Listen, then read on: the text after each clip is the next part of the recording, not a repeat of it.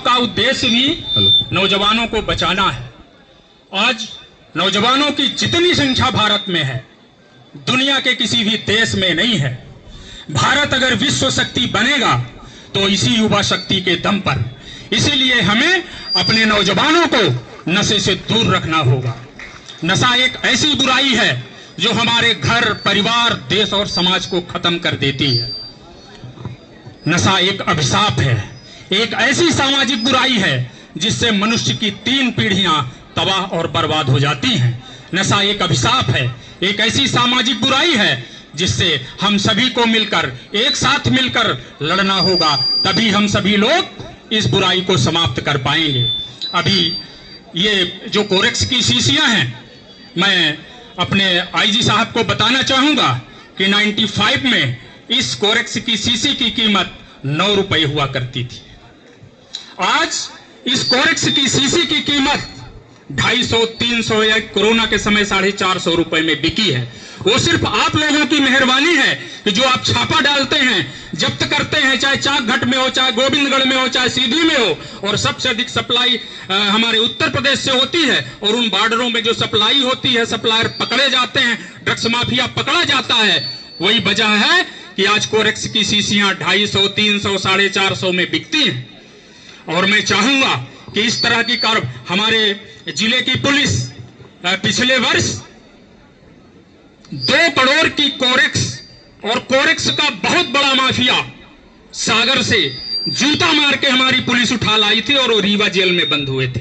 ये बहुत बड़ी कार्रवाइयां थी और इस तरह की कार्रवाइयां हमारे शहर में होनी चाहिए।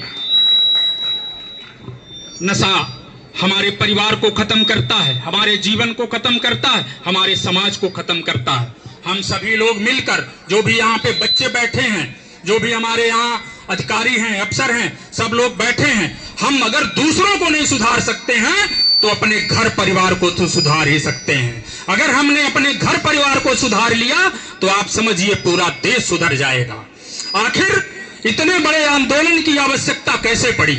2020 में हमारे प्रधानमंत्री जी ने देश में चिन्हित किया कि सबसे ज्यादा नशाखोरी कहां है, तो 272 जिले अपने पूरे देश से चुने गए, जिनमें 17 जिले मध्य प्रदेश के थे।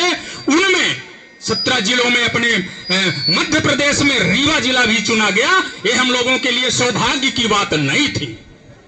आज पूरे देश में सबसे अधिक अगर कैंसर के मरीज कहीं पाए जाते हैं तो अपना रीवा है।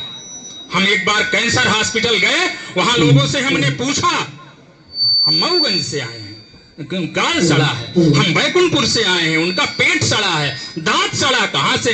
अब रीवा का नाम बताते हैं तो गौरव महसूस नहीं होता।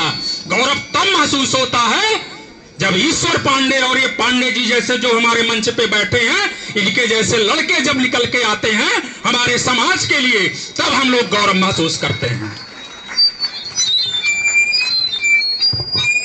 मध्य प्रदेश पुलिस का एक ही है और वो है कि नशे से दूरी है ज़रूरी। ये बच्चों तक, अभिभावकों तक, उनके सारे स्कूल्स में ये बात का प्रचार प्रसार किया गया है कि आपको हर हालत में नशे से अपने आप को दूर रखना है। उसको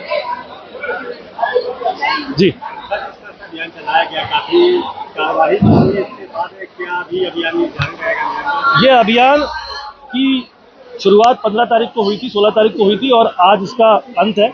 लेकिन जहां तक नशे के विरुद्ध अभियान की बात है, मध्य प्रदेश पुलिस, युवा पुलिस सतत और अनवरत उसके लिए अपने प्रयास करती रहेगी। सर, नशे में जो प्रोडक्शन हो रहा है, क्या नहीं लगता कि प्रोडक्शन पर रोक लगनी चाहिए? मैडम, प्रोडक्शन जितना भी हो रहा, जहाँ भी हो रहा, हमारा पूरा जो कंसंट्रेशन है वो उसकी कैप्चरिंग पे।